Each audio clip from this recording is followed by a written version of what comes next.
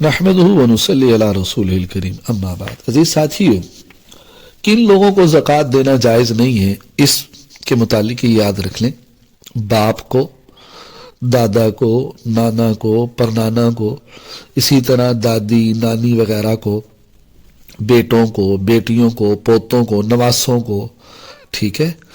ان کو کہتے ہیں اصول اور فروع، ان کو زکوٰۃ نہیں دے سکتے، ٹھیک ہے۔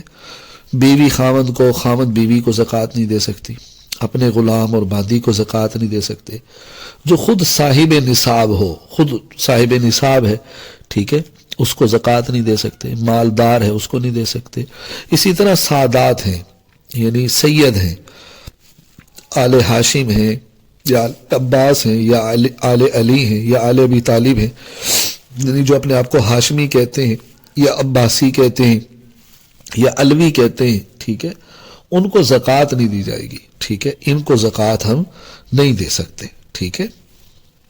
البتہ بھائی ہے اس کو زکوٰۃ دی جا سکتی ہے، ٹھیک ہے، اسی طرح چچا زاد بھائی ہے اس کو بھی دے سکتے ہیں،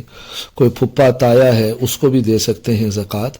ٹھیک ہے۔ اور جو باقی رشتہ دار ہیں، ان رشتہ داروں کے علاوہ باقی جتنے بھی رشتہ دار ہیں،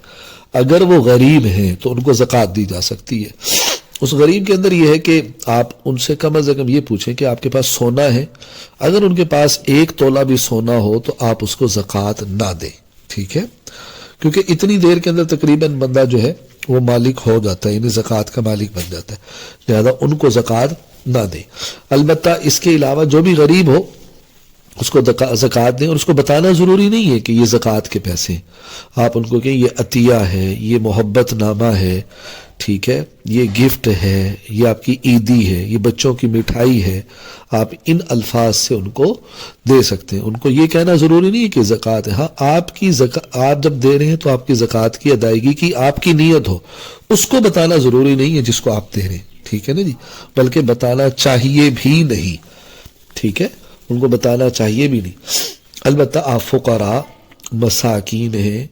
ان کو زکوٰۃ دیں، کوئی مقروض ہے بہت زیادہ قرضے میں ڈوبا ہوا ہے اس کو دیں، جو ذاتی مالکیت جس کی کچھ بھی نہیں ہے جس کے پاس اس کو دیں، مسافر ہے ضرورت مند ہے اس کو زکوٰۃ دے سکتے ہیں، بھائی کو دے سکتے ہیں، بہن کو دے سکتے ہیں، چچا کو زکوٰۃ دے سکتے ہیں، پھپھی کو دے سکتے ہیں، ماموں بھانجے کو زکوٰۃ دے سکتا ہے، بھانجا ماموں کو دے سکتا ہے، ٹھیک ہے، ان کو زکوٰۃ دے سکتے ہیں، اس میں کوئی حرج کی بات نہیں ہے۔ اسی طرح یہ بھی یاد رکھیں کہ اگر کسی نے کوئی حج کے لیے رقم رکھی ہوئی ہے، ٹھیک ہے، یا جہیز کے لیے اس نے سونا رکھا ہوا ہے تو ان پر بھی زکوٰۃ ہوگی، ٹھیک ہے، کوئی پلاٹ، کوئی مکان، کوئی دکان، ٹھیک ہے، وہ اس نے بیچنے کے لیے سے رکھی ہوئی ہے تو ان پر بھی زکوٰۃ ہوگی،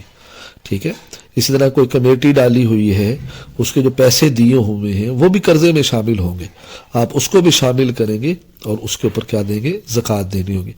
اسی طرح جو پارٹیوں سے رقم جو ہے وہ یعنی مال دیا ہوا ہے، ان سے رقم نہیں آئی تو جتنا مال ان کو دیا ہوا ہے اس کے اوپر بھی زکوٰۃ ہوگی، ٹھیک ہے، اس چیز کا بھی خیال کیا جائے۔